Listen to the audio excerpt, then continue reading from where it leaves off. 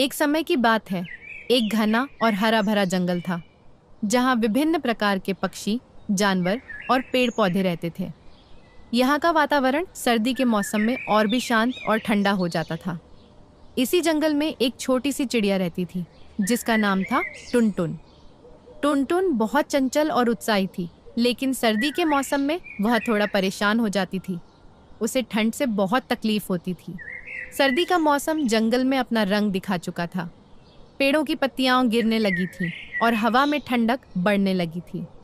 टुनटुन ने देखा कि बाकी सभी पक्षी अपने अपने घोंसलों में बैठकर आराम कर रहे थे, लेकिन वह अकेली थी जो बाहर उड़ने का प्रयास कर रही थी। उसकी छोटी से शरीर पर सर्दी का असर जल्दी होने लगा था।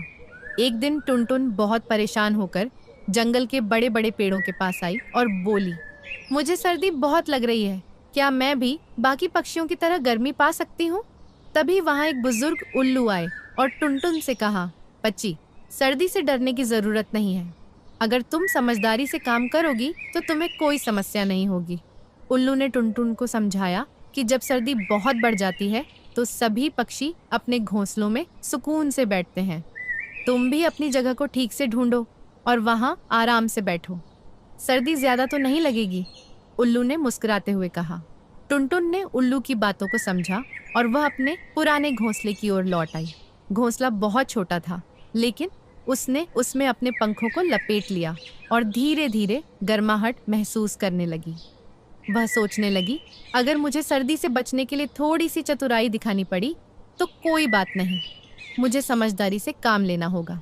सर्दी के मौसम में धीरे धीरे टुनटुन ने समझ लिया कि सिर्फ घोंसला ही नहीं, बल्कि अपने आहार पर भी ध्यान देना बहुत जरूरी है। उसने और उसके दोस्तों ने मिलकर जंगल में सूखे बीज और फल इकट्ठे किए ताकि सर्दी के मौसम में पर्याप्त ऊर्जा मिल सके। सभी पक्षियों ने एक दूसरे को मदद की और सर्दी के मौसम में एक दूसरे का ख्याल रखा। समय के साथ टुनटुन ने यह सीख लिया कि मुश्किल परिस्थितियों से डरने के बजाय सही तरीके से उन्हें अपनाना ज्यादा महत्वपूर्ण है। उसे अब सर्दी से कोई फर्क नहीं पड़ता था, क्योंकि वह समझ चुकी थी कि हर समस्या का समाधान होता है, बस सही समय पर सही निर्णय लेना होता है। इस तरह टुनटुन ने सर्दी के मौसम का सामना किया और पूरे जंगल में एक प्रेरणा बन गई।